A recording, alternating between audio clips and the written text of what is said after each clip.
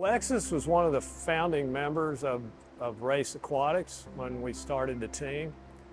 And she was a girl that came from Indiana with her mom and dad.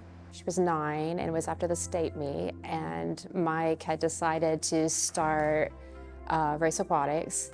And shortly after that, he had asked if we wanted to come over there and swim with him.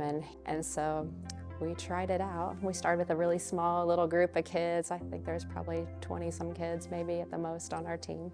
What I remember the most about Alexis was her drive and her energy when she swam. And she was probably one of the hardest working kids that I've ever coached. And when you got her in a meet, she was so competitive. Oh my gosh, she was super competitive. She was always your friend, but when she got behind the block, it was on.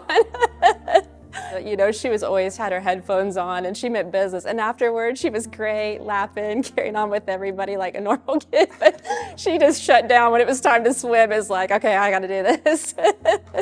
Kids don't know that something can be done unless somebody's already done it before them and they're like, oh, I can do that, and then maybe just a little bit more. So it really gives them a thing to focus on that they're pushing for and helps them become better because they can see her name in those record books. They can see she was just like me and I can do this too, and they will continue to work towards that.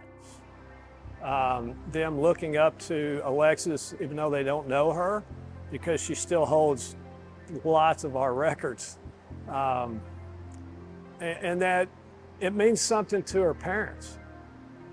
You know, the kids that swim today, hopefully they enjoy the fact that their parents are doing all they can. I remember when she went to zones and I think she got second in the backstroke. It was the closest race you ever saw. It was hundredths of a second between first and second. She got up on the podium and she got her picture taken and got that medal, and then she walked over and she put it on my neck, and it always makes me want to cry, and I still have it.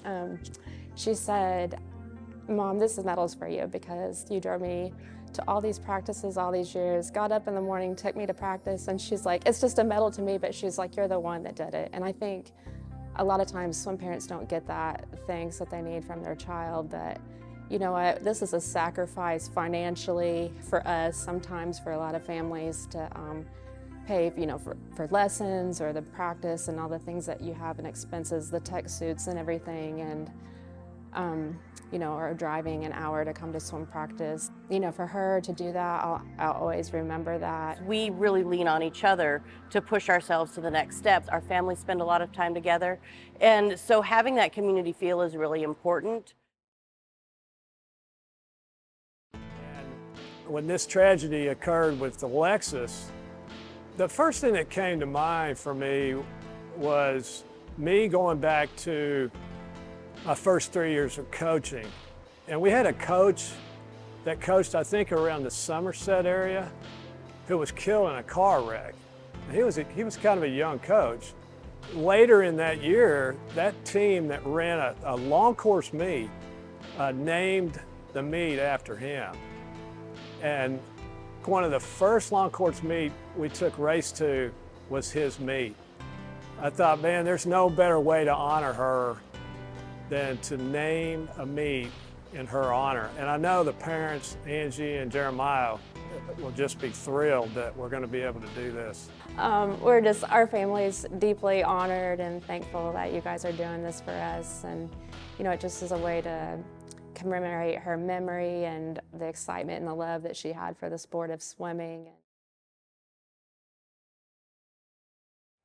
We are honored to announce the start of our new short course season meet. We are renaming our race back to school meet to be the Alexis Swift Invitational.